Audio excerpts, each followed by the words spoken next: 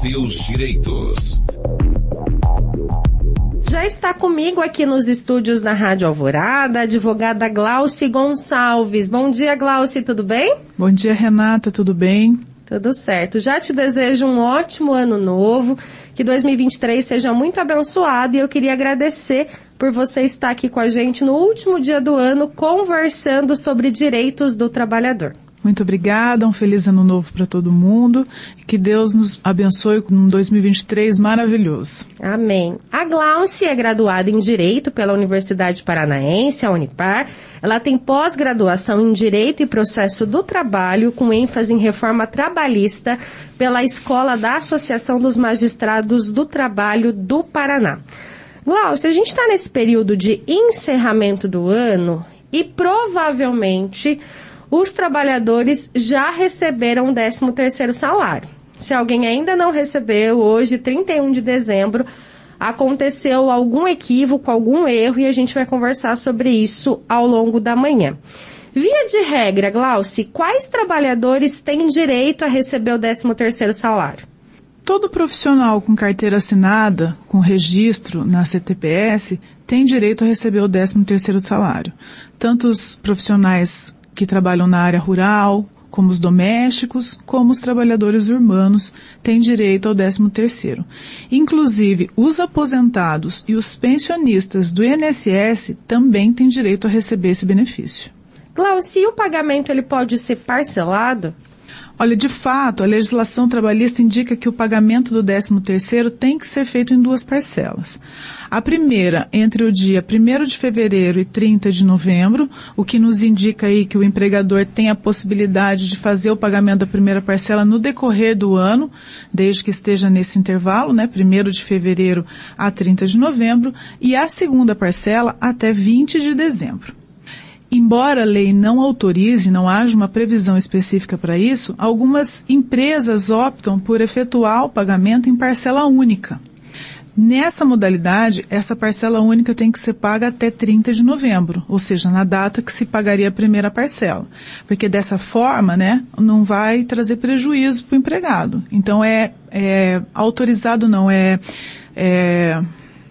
aceito o pagamento da primeira parcela em parcela integral, se for até 30 de novembro. Glauci, a gente tem esse prazo aí relativamente amplo, praticamente o ano todo, para que o pagamento seja feito. Se o empregador, de repente, opta por pagar lá no meio do ano, o que é frequente, né? Algumas empresas adotam essa política. Uhum. É necessário que o trabalhador concorde com isso ou pode ser uma decisão do empregador? Não há necessidade da concordância do empregado. É uma política do empregador, uma forma dele se organizar aí em fazer o pagamento dessa forma, sem necessidade de autorização do empregado. Glauci, quem ainda não recebeu nem a primeira, nem a segunda parcela, ou de repente só a primeira, esse trabalhador pode recorrer a qual instância, a qual órgão? Tanto no caso dele não ter recebido a primeira parcela até 30 de novembro ou o pagamento integral, ou nos casos dele não ter recebido a segunda parcela, agora dia 20 de dezembro, ele pode, primeiro, procurar o setor de recursos humanos ou o setor financeiro da empresa e conversar, partindo daquele princípio de que uma conversa às vezes resolve uma situação, né? Então é a primeira coisa que o empregado deve fazer. Se mesmo assim não houver um entendimento, ele pode fazer uma denúncia na Secretaria de Inspeção do Trabalho. Para isso ele vai ter que procurar o site do governo, gov.br, fazer um login com CPF, com senha e acessar um formulário para fazer uma denúncia trabalhista. Ele também pode solicitar auxílio do sindicato da categoria dele para formalizar essa denúncia. Pode fazer uma denúncia no Ministério Público do Trabalho, que é o MPT. E, em último caso, ele pode procurar os direitos dele na Justiça do Trabalho através de uma ação trabalhista. Nesses casos, o trabalhador precisa ser representado por um advogado ou ele sozinho consegue recorrer? Nos casos de uma ação trabalhista? Isso. O empregado tem a possibilidade de ajuizar uma ação sozinho, sem a participação de um advogado. O jus postulandi, né? Ele tem essa possibilidade. Qual o problema disso? O problema disso é esse processo se alongar, ele precisar recorrer para o tribunal, e daí ele se torna um processo mais difícil de uma pessoa que não atua na área do direito, né, não é advogado, continuar o processo. Mas, respondendo a sua pergunta, sim, ele pode procurar a Justiça do Trabalho, lá tem um setor onde ele vai ser ajudado a fazer a formular essa reclamação sozinho, sem o auxílio de um advogado. Glaucio, o 13º é um benefício, uma gratificação que é muito esperado pelo trabalhador, né? Sim. É um alívio ali, seja para ter um final de ano um pouco mais confortável, ou seja, para o início do próximo ano, porque daqui a pouco chega IPTU, IPVA, rematrícula de criança, material escolar, entre outras coisas. Sem dúvida. Mas a partir de quanto tempo de trabalho formal, quanto tempo de trabalho registrado, esse empregado tem direito ao 13º? A CLT diz, que é a consolidação das leis do trabalho, né, que após 15 dias de trabalho registrado, o trabalhador já tem direito a receber o 13º salário. Claro, de forma proporcional. Né? Então, 15 dias. Se ele trabalhou 17 dias, ele vai receber uma cota, ou seja, 1/12 do 13º salário. Mas ele tem direito sim. Entendi. E quando o trabalhador ele é dispensado, né? A empresa não precisa mais da contribuição dele naquele momento, esse trabalhador tem direito ao 13º salário, e existe alguma situação em que esse trabalhador perca o direito a essa gratificação, a esse benefício? O 13º salário ele é pago em todas as ocasiões de extinção do contrato, seja pelo término do contrato por pedido de demissão, por dispensa, mesmo que essa dispensa ou esse pedido de demissão ocorra no mês de dezembro, tá? Mas ele só vai perder o 13º se ele for demitido por justa causa. Aí, nos casos de demissão por justa causa, ele não tem direito ao 13º. Um outro caso também que exclui o direito ao recebimento do 13º salário é se esse empregado faltar por mais de 15 dias injustificadamente dentro de um mês. Então, vamos dar um exemplo. Ele trabalhou 6 meses, mas em um desses meses ele faltou injustificadamente mais de 15 dias. Ele não vai receber 6 cotas do 13º, ele vai receber 5, porque em um dos meses ele teve mais de 15 faltas dentro do mês, então esse mês ele vai perder o direito ao 13º. Porque na prática foi um mês que ele quase não trabalhou, né? Que ele quase não trabalhou, porque exatamente. A gente tem 30 dias, mas a gente tem que considerar que algumas profissões trabalham 5 dias por semana, outras trabalham 6 dias, mas ainda que seja 6 dias. Uhum. Se ele faltou 15 dias, ele faltou a maior parte do mês, digamos assim. E isso está ligado com aquela questão da CLT dizer que se ele trabalhou 15 dias, ele tem direito ao 13º. Ou seja, o inverso, né? Se ele não trabalhou por mais de 15 dias, por óbvio, ele não vai ter direito ao 13º nesse mês. Glaucio, a gente ouve, né, esse termo justa causa com bastante frequência. Na prática, o que é isso, Glaucio? O que é demissão por justa causa? A demissão por justa causa, ela acontece quando o empregado comete algum ato ilícito previsto em lei e que faz com que o empregador perca a confiança nesse funcionário. Não há mais a fidúcia necessária para que esse contrato de trabalho continue vigorando. Então a CLT traz lá as alíneas, né, que a gente chama, que traz várias situações em que isso pode acontecer.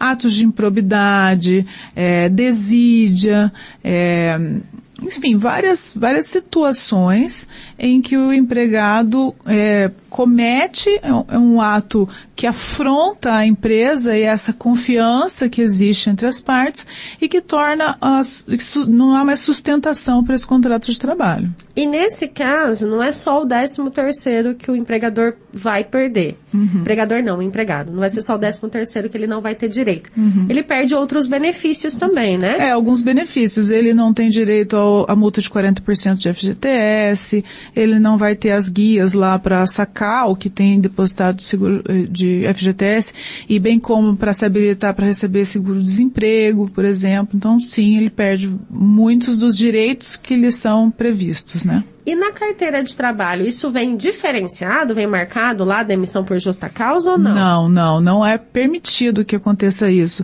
Essa informação só vai no TRCT, que é aquele termo de rescisão de contrato de trabalho, que é um documento privativo da empresa, fornecido uma cópia para o empregado, mas na carteira de trabalho não há e não pode haver nenhuma indicação disso, sob pena de gerar um dano moral aí, caso a empresa faça alguma indicação disso na carteira de trabalho do empregado. Foi por isso que eu te perguntei, porque se tivesse essa informação, seria um fator negativo de distinção, né? Sim. Porque quando essa pessoa fosse se habilitar para uma nova vaga, tem essa informação, possivelmente ela teria ali um empecilho para ser contratada, enfim. Com toda certeza, né? Um empregado que esteja em processo de seleção em outra empresa, se essa outra empresa verifica que há uma demissão por justa causa, com toda certeza ela vai querer saber o que é que aconteceu, Sim. Né? Porque é um grave motivo para encerramento de um contrato de trabalho. Não é qualquer motivo que justifica uma demissão por justa causa, né? Então, em razão disso que há essa proibição de anotação na CTPS do empregado, essa informação. Glauci, voltando à questão do 13º salário. Quando a gente recebe em 2 parcelas, geralmente a primeira vem um valor maior, digamos assim, e a segunda vem um valor menor em virtude de alguns descontos, né? O que é descontado no pagamento do 13º? É descontado o imposto de renda, INSS e o FGTS. E realmente, como você bem mencionou, isso tudo é descontado na segunda parcela. Então, a primeira parcela vem lá os 50% certinho do valor que lhe é devido de 13º, e os descontos de imposto de renda, INSS e FGTS vêm na segunda parcela. Inclusive, se o trabalhador tiver ali cotas, né, um pagamento proporcional, ele também vai ter esses descontos proporcionais, mas terá o desconto. Também vai ter o desconto proporcional. Glauci, a gente vai para o primeiro intervalo do quadro Seus Direitos e a gente volta fazendo aí um resuminho de 13º e depois eu quero conversar com você sobre férias, porque final do ano, agora já é quase começo de ano, né? É um período que geralmente as pessoas saem de férias, porque coincide com férias escolares, enfim. Ótimo. Então a gente vai para um rápido intervalo e daqui a pouquinho a gente está de volta. Seus direitos. Estamos de volta, quadro Seus Direitos. Hoje o assunto é direito do trabalho, pensando especificamente em 13º salário, que você já deveria ter recebido, e também férias. Eu converso com a Glauci Gonçalves, ela é advogada, graduada em Direito pela Universidade Paranaense, a Unipar, com pós-graduação em Direito e Processo do Trabalho, com ênfase em reforma trabalhista, pela Escola da Associação dos Magistrados do Trabalho aqui do Paraná. Glauci, no primeiro bloco você explicou pra gente como funciona o pagamento do 13º salário, você destacou que todo trabalhador formalmente registrado tem direito a receber 13º salário, inclusive aposentados e pensionistas do INSS, que a lei indica que esse pagamento seja feito em 2 parcelas e que o trabalhador, a partir de 15 dias formalmente registrado, ele já tem direito a um proporcional do 13º salário. Como é feito esse cálculo, Glauci, do 13º? Bom, o 13º, primeira coisa, ele é calculado sobre o ano civil. Ele não é calculado sobre o ano retroativo do contrato. Então, por exemplo, se ele entrou em junho de 2020, ele vai ter proporcional em dezembro de 2020 esse 13º, só nos meses em que ele trabalhou mais de 15 dias, né? Então, o cálculo como que é feito? Pega-se o valor da remuneração devida em dezembro, isso é dividido por 12 e o resultado é multiplicado pelo número de meses que ele trabalhou naquele ano civil, né? Por exemplo, naquele ano de 2020, com mais de 15 dias. Então, vamos pensar aí que ele entrou em junho e trabalhou em junho só 5 dias. Em junho ele não vai ter a cota daquele mês, mas vai contar julho, agosto, setembro, outubro, novembro e dezembro. Assim que é feito o cálculo. E se de repente, nesse meio do processo aí, o trabalhador tiver um reajuste salarial? Esse valor é considerado no cálculo? vai ser considerado o salário de dezembro. Então, se o reajuste aconteceu em novembro, por exemplo, e em dezembro ele já recebeu esse reajuste, sim, vai ser considerado. Porque é o salário que ele tem direito em dezembro que vai ser utilizado como base de cálculo. Entendi. E sempre considerando mais de 15 dias trabalhados mais de 15 dias mês. Trabalhados no mês. Glauci, mais alguma coisa de 13º que você acha interessante, que de repente eu não tenha perguntado? Eu creio que nós passamos por todos os temas principais. Legal. Glauci, nesse período também de encerramento de ano, começo de ano, a gente tem as férias escolares. Então, muitos pais optam por deixar de trabalhar, né, por tirar um descanso também nessa fase para poder ficar com as crianças, ou de repente para poder fazer uma viagem, enfim. Já que a gente falou de cálculo do 13º, como é feito o cálculo de férias, Glauci? Bom, no caso das férias, diferente do 13º salário, ele não usa o ano civil, né? Ele usa o ano do período aquisitivo a esse direito de férias. Então, por exemplo, o empregado iniciou o trabalho em fevereiro de 2020. Ele só vai ter direito a férias integrais em fevereiro de 2021. Então, é nesse ano retroativo que é calculado as férias. Outra coisa bastante interessante, nesse caso é feito uma média salarial desses 12 meses de período aquisitivo. Não é o salário de dezembro que se pega como base de cálculo igual ao 13º. Então é feito uma média desse salário dentro deste período aquisitivo, que são esses 12 meses, né? Por exemplo, de maio a maio, de agosto a agosto, né? A depender do mês da admissão. Com essa média, multiplica-se pelo número de meses trabalhados e depois divide-se o resultado por 12. Por fim, resumindo, salário vezes meses trabalhados dividido por 12, mais 1/3 sobre férias, né? Que também constitucionalmente é previsto na nossa Constituição. Todas as férias têm que ter mais 1/3. Esse 1/3 também é calculado sobre a média. Então, supondo que essa média desse período aquisitivo foi R$3.000, dividido por 3, R$1.000 é 1/3 de férias dele, que vai acrescer nesse cálculo de férias. Então, vamos tentar exemplificar. Tá. Eu entrei aqui na rádio em agosto, então eu posso tirar férias a partir de agosto do ano que vem. Então, certo. A partir de agosto de 2023. Você cumpriu o seu período aquisitivo. Eu cumpri meu período aquisitivo, eu tenho direito a férias integrais. Integrais. Se no meio desse processo, sei lá, com 10 meses de contrato, eu precisar de um afastamento, negociar com a empresa e pedir férias, isso é possível? Antes de um ano, eu consigo tirar férias proporcionais ou não? É possível, mas você vai ter que entrar no entendimento aí com o seu empregador, né? Mas é possível sim. Com a pandemia agora, até aquelas medidas provisórias todas que foram editadas para conseguir afastar os funcionários sem necessidade de demissão, né? Inclusive trouxe algumas situações assim que era possível gozar dessas férias proporcionais mesmo antes do período aquisitivo. Então é possível sim, não é usual, mas é possível e isso vai depender aí de uma conversa, né, e um acordo com o seu empregador.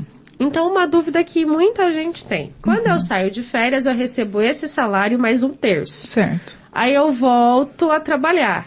Eu vou ficar um período sem salário porque eu já recebi quando eu saí, já isso? Foi adiantado, né? Porque as férias têm que ser pagas antes do trabalhador gozar delas. Então, para que ele possa ter esse 1/3 de férias, esse valor, então esse valor é antecipado. Acontece muito, né? Antecipa-se o valor das férias, ele tem que ser pago 2 dias antes do início das férias. Antecipa-se, chega no mês seguinte, o funcionário não tem o salário e daí tem alguns problemas. Então, sim, tem que tomar bastante cuidado com isso. Então não dá pra achar que tá rico é porque saiu de férias. Não dá pra achar. Gasta o terço e guarda o salário porque os boletos vão chegar. Os boletos não tiram férias, infelizmente. Deveria dar pra programar ali, né? Já que eu vou ficar de férias, mas enfim. Então, é importante que o trabalhador tenha essa organização, porque senão quando ele voltar, Ele pode ter problema. Tem esse problema. E, Glauci, quais são os principais descontos que incidem no pagamento das férias? É o imposto de renda e a previdência social, que é o INSS, né? Todas as parcelas de natureza salarial que são pagas nesse âmbito trabalhista, eles vão incidir aí o desconto de imposto de renda e de previdência social. As férias não é diferente. Entendi. E qual é o prazo para pagar as férias do funcionário? 2 dias antes, né? 2 dias antes do início das férias. A empresa tem 30 dias para comunicar o período de férias para o funcionário, né? Primeiro prazo sobre férias é esse, 30 dias para comunicar a partir de quando que ele vai sair de férias. E 2 dias antes para fazer o pagamento das férias, mais 1 terço de férias. Mas essa data aí do gozo das férias pode ser negociada pelo trabalhador, não determinada pela empresa? Pode ser negociada, mas a CLT diz que é um ato do empregador.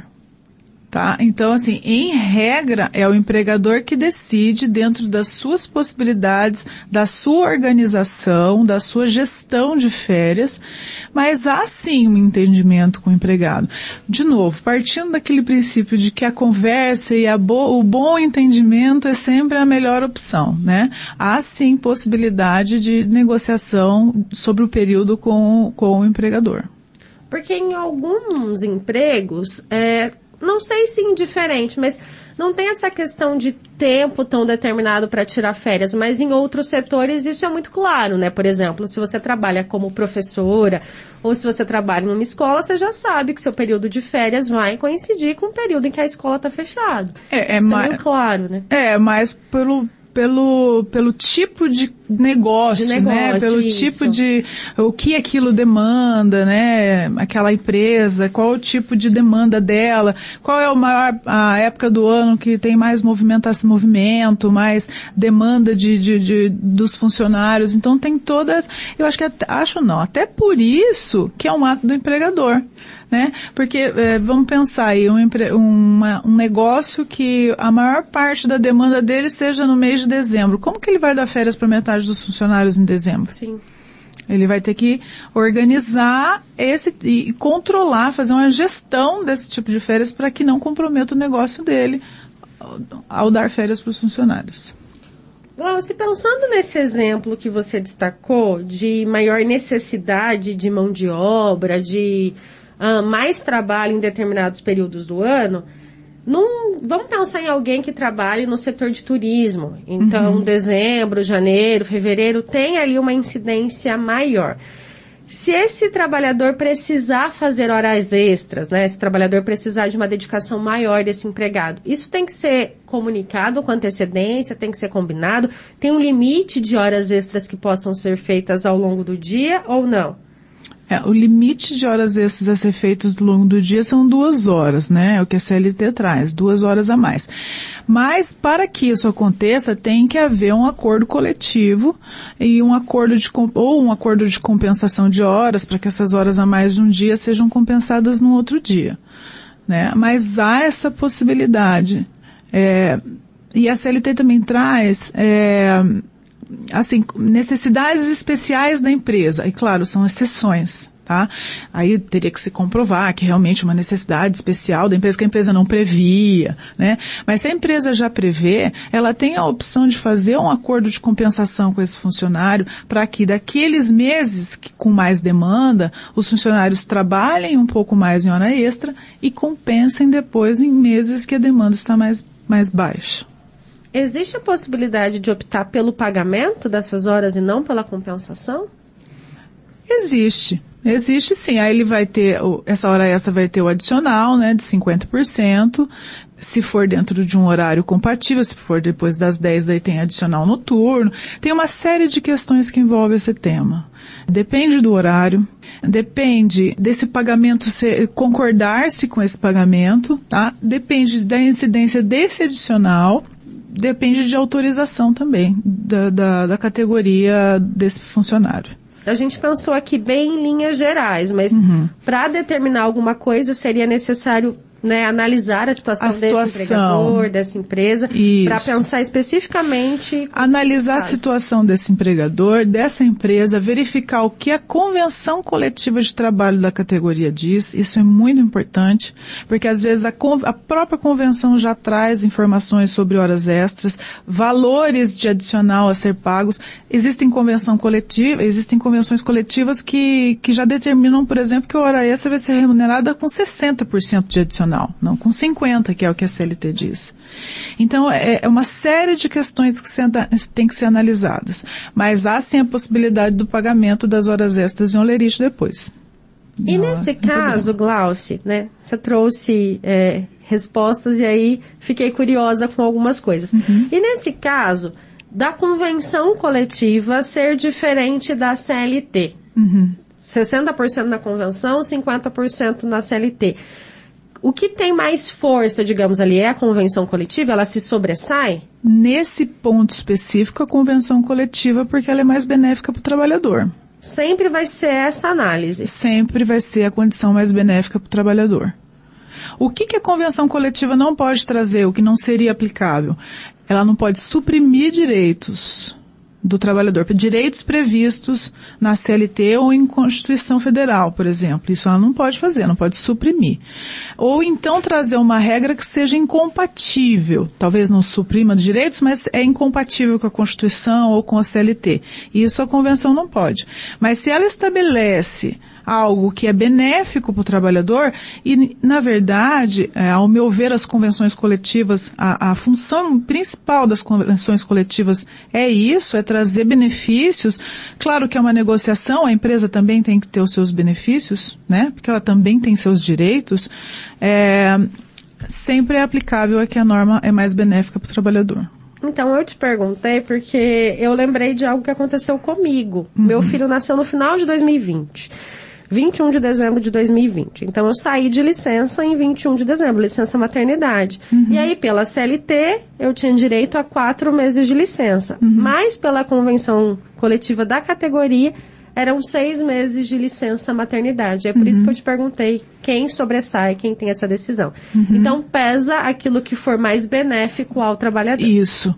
Sim, você teria direito a 6 meses de licença maternidade. Porque a convenção coletiva firmada entre os sindicatos representativos das duas categorias entenderam que isso é melhor para aquela mãe que acabou de ter o bebê. Então, fique atento ao que diz a CLT, mas também o que a sua categoria diz sobre pontos importantes. Isso mesmo. A gente vai para mais um intervalo, Glauci, e no próximo bloco eu quero te perguntar sobre impacto da reforma trabalhista em relação às férias, e algo que eu tenho certeza que muitas pessoas devem estar se perguntando em casa agora. É possível vender férias? Quero conversar sobre isso. Daqui a pouquinho a gente está de volta. Seus direitos. Estamos de volta. Hoje eu converso com a advogada Glauci Gonçalves Fonsati. Ela é graduada em Direito pela Universidade Paranaense, a Unipar, pós-graduada em Direito e Processo do Trabalho, com ênfase em reforma trabalhista pela Escola da Associação dos Magistrados do Trabalho aqui do Paraná. Glauci, falamos em reforma trabalhista agora, a partir da sua qualificação. A reforma trabalhista, se eu não me engano, é de 2017, é isso? Isso mesmo. E ela trouxe alguma mudança em relação às férias, a decisão quanto às férias? Trouxe sim, ela trouxe algumas mudanças bastante importantes. Por exemplo, a questão do fracionamento das férias em até 3 períodos. Antes era possível fracionar em 2 períodos. E agora podemos fracionar em 3 períodos. Tem algumas regras, né? O primeiro período tem que ter mais de 14 dias, os outros 2 períodos não podem ter menos de 5 dias. O pagamento delas também deixa de ser necessário que seja integral. Se ela for fracionada, então esse pagamento também pode ser fracionado conforme o fracionamento das férias. E além disso, uma regra importante também que foi introduzida é que ela proíbe que o começo das férias se dê 2 dias antes dos feriados ou dos descansos semanais. Então, por exemplo, um trabalhador que atua de segunda a sexta, ele tem que sair de férias no máximo na quarta, é isso? Isso mesmo. Por quê? Porque ele perde o final de semana do início das férias. Se ele sai, se as férias dele começam a contar na sexta-feira, ele já vai perder 2 dias as férias dele, sábado e domingo. Entendeu? Então tem que ser sempre 2 dias antes disso. Então o último dia do trabalho dele é na quarta, quinta, sexta, já inicia as férias e daí vai embora. Ou começa na segunda-feira. Entendi. Tá? Para que o empregador não se... Na verdade é essa, tá? O empregador não se utilize de um feriado para começar as férias dele, sabe? Por exemplo, um feriadão. Pega um feriado na terça-feira. As férias desse funcionário começam no sábado, ele já perde 4 dias. Né? Então, houve essa proibição aí pela reforma trabalhista. Então, são 2 dias antes do descanso semanal. Ou de um feriado. Então, não necessariamente é domingo, depende aí de como é a rotina de trabalho desse funcionário. Sim. Uhum. E antes de feriado. Então, vamos pensar nesse exemplo que você trouxe do feriado na terça-feira, mas de uma outra forma. Então, se o feriado é na terça, esse trabalhador pode folgar necessariamente, né? Ele não foi convocado para trabalhar, a atuação dele não ocorre no feriado, enfim. Ele poderia começar as férias na quarta? Sim. Aí poderia? Poderia, sim. Depois do feriado, né? Aí começa a contar as férias na quarta-feira, aí sim, não, sem problema nenhum.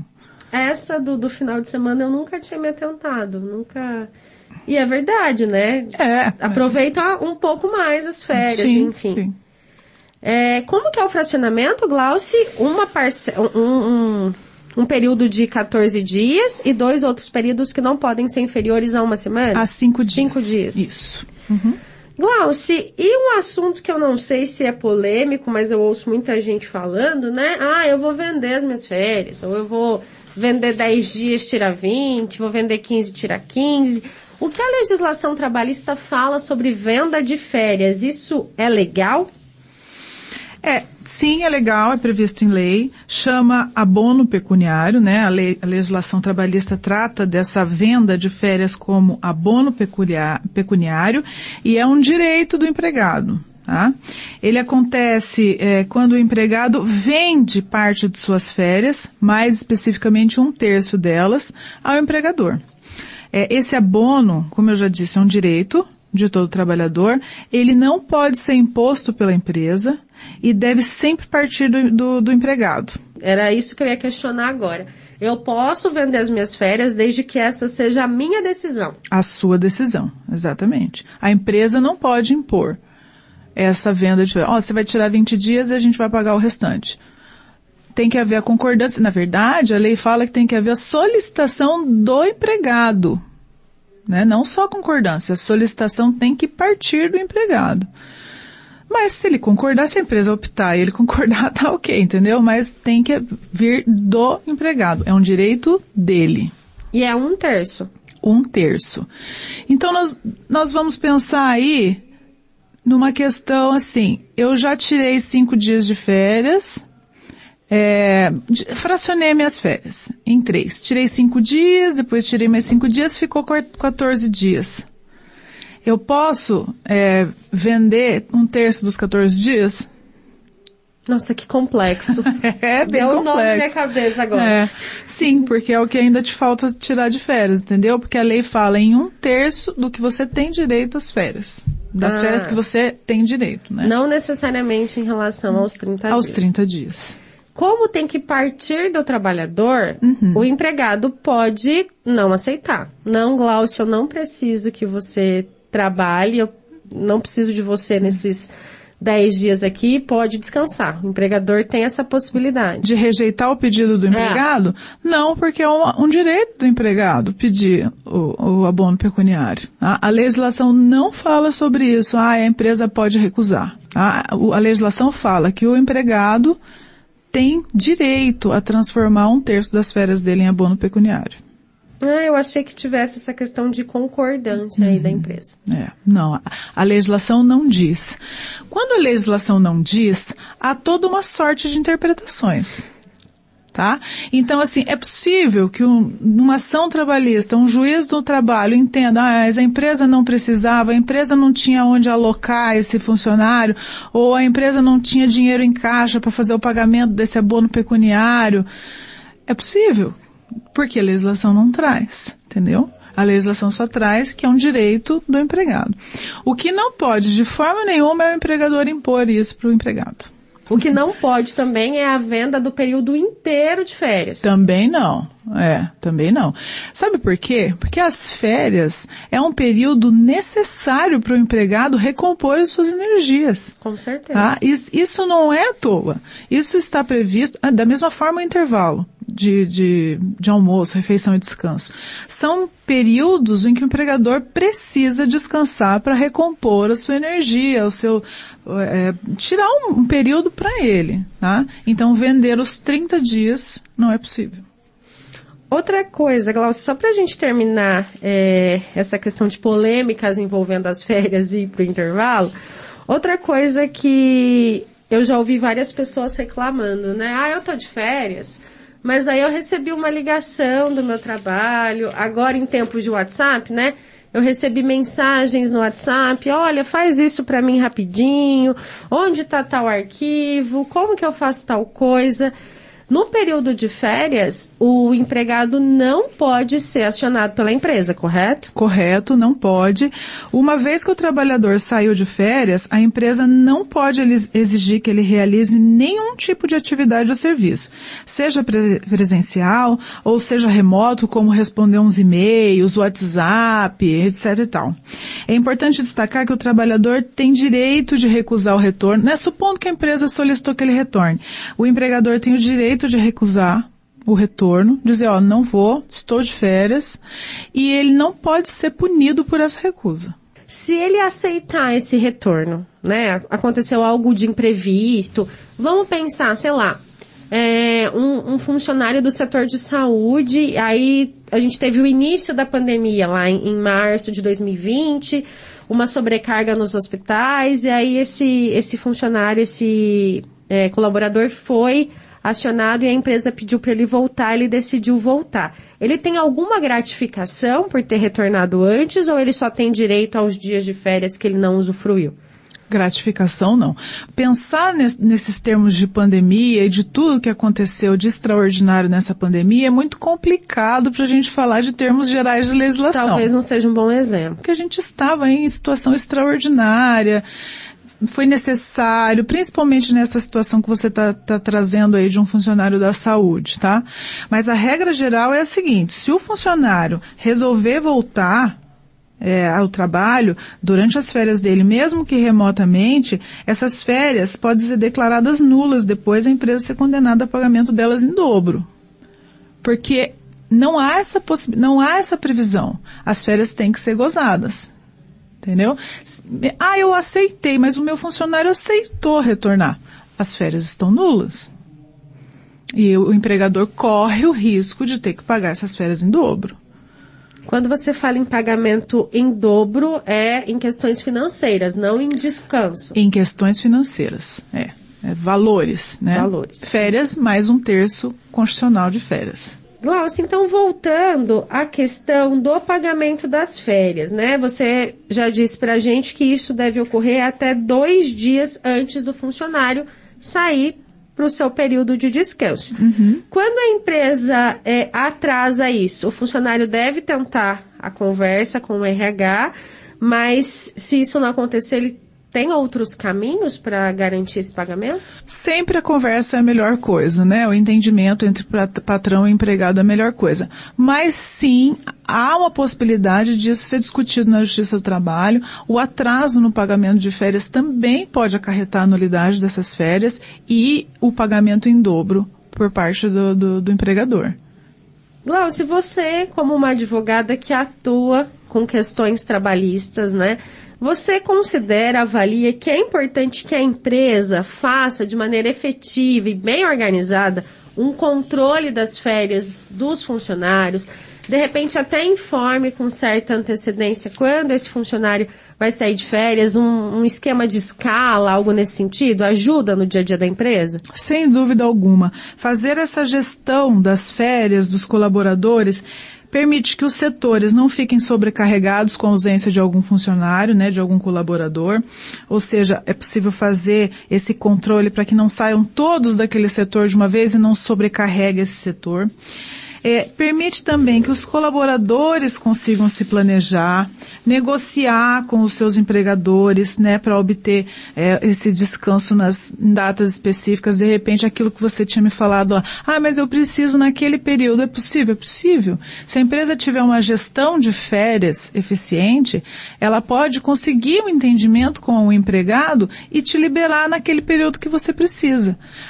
Olha só como é importante, né? A empresa tem as férias dos seus colaboradores na mão, acontece alguma coisa que ela tem que antecipar ou atrasar as férias do funcionário até por pedido dele, ela consegue fazer essa gestão de uma forma mais ampla, uma forma mais harmônica para não prejudicar a empresa e para gerar o que o empregado quer e gera o que nele? Satisfação. Ele vai trabalhar muito mais animado, muito mais feliz com essa empresa que está olhando para esse empregado, né? Além de tudo isso, também vai evitar um passivo trabalhista dessa empresa, com condenação ao pagamento de férias em dobro por atraso de férias ou por extrapolar o período concessivo dessas férias. Então, sim, a gestão de férias, o controle desse sistema de férias para uma empresa é muito importante. Você falou em período concessivo das férias. Eu quero pegar esse gancho para o último bloco do quadro Seus Direitos. Então a gente volta falando sobre isso, pode ser? Pode ser. Então a gente vai para o último intervalo do quadro Seus Direitos e daqui a pouquinho a gente está de volta. Seus Direitos. Voltamos, último bloco do quadro Seus Direitos. A entrevistada de hoje é a Glauci Gonçalves Fonsati, ela é advogada trabalhista. Glauci, a gente conversou muito sobre 13º salário nessa manhã, também já conversamos sobre férias. Você falou no último bloco sobre a importância da empresa se organizar em relação ao cronograma de férias dos funcionários. Então, se tiver um imprevisto, se tiver que mudar alguma coisa, já tem ali mais ou menos desenhado. O trabalhador também consegue se organizar, se planejar, já que ele sabe mais ou menos quando ele vai ter o seu período de descanso. E qual é o prazo para que o trabalhador tire férias antes de que vença a segunda? Não sei se você entendeu a minha pergunta, mas ele demorou ali para sair em férias e já está quase vencendo de novo. Qual que é o limite entre uma férias e outra para esse descanso? Bom, a gente tem que pensar inicialmente que o empregado tem um prazo de 12 meses para ter a aquisição de férias, né, o direito de férias, que a gente chama de período aquisitivo. Então, são 12 meses de período aquisitivo.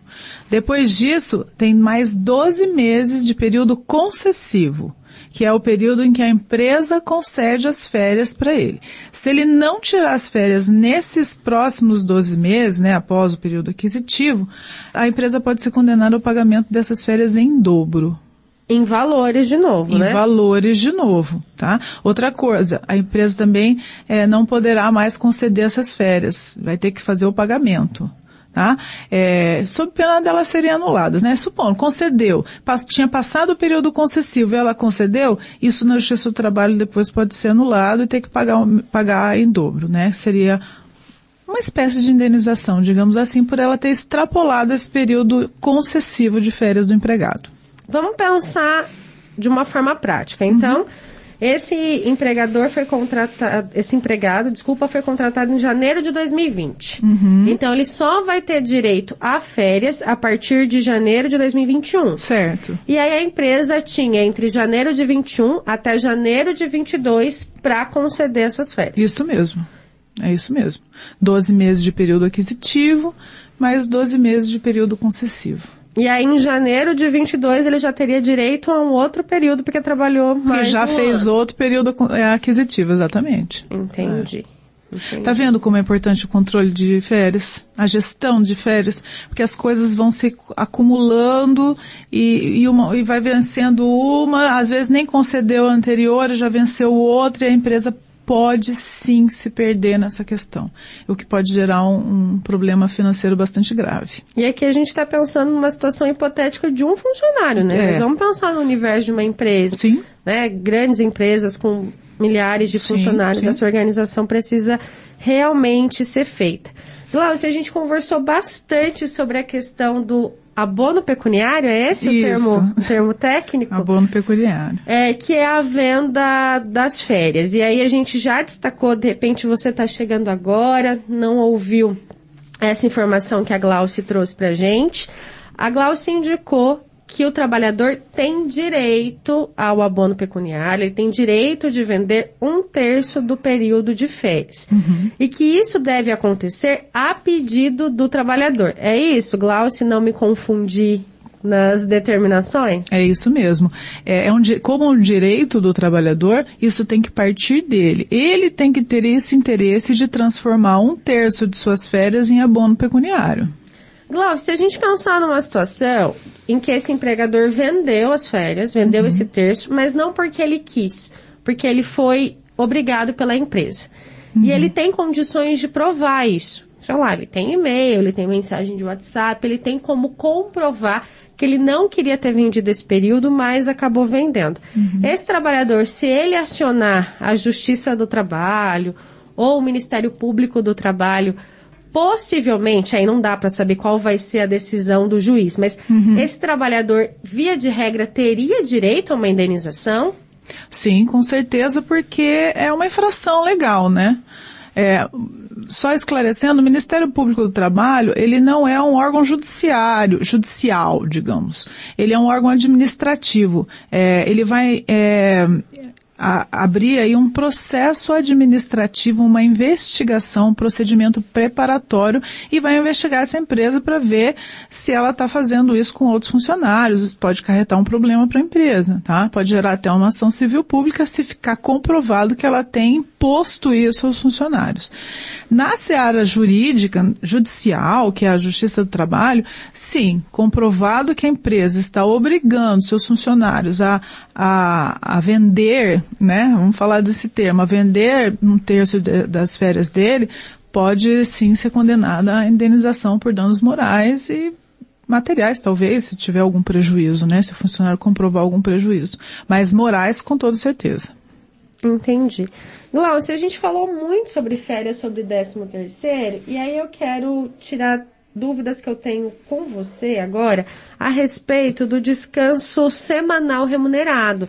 Infelizmente a nossa conversa já está acabando, eu queria mudar um pouquinho e não pensar agora nas férias, mas no descanso semanal. A lei trabalhista determina que o trabalhador tem direito a 1 dia de descanso na semana de forma remunerada? Sim, é um benefício, né, ao trabalhador. Ele tem direito a esse dia na semana de forma remunerada. Esse valor do DSR, ou do descanso semanal remunerado, inclusive, já está embutido no salário mensal dele, porque é um benefício trazido para esse funcionário devidamente registrado, tá? O salário dele já está pagando esses dias de descanso semanal remunerado, preferencialmente aos domingos, né? Preferencialmente, então pode ser em outros dias da semana. Pode ser em outros dias da semana, sim. Bom, hoje nós temos aí 91 categorias empresariais, né, que podem sim fazer esse ajuste com o funcionário para que a folga ou descanso semanal remunerado seja em outro dia da semana que não no domingo. Antes era mais limitado isso, mas agora a partir de 2020 abriu-se bastante o leque, né, de possibilidades e hoje nós temos 91 categorias. Comércio, hospitais, lavanderias, atacados, indústria de carne e derivados, enfim, vários setores.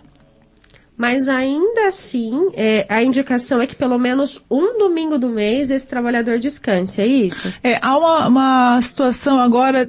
Então, agora está muito setorizado. Alguns setores ainda um domingo do mês. Tem alguns outros setores que têm uma regra diferente, que é a cada 3 meses. Depende do setor dessa empresa. Então, mais uma vez, consultar a convenção coletiva. E as portarias e regimentos e outros legislações e questões que envolvem os direitos do trabalho, né?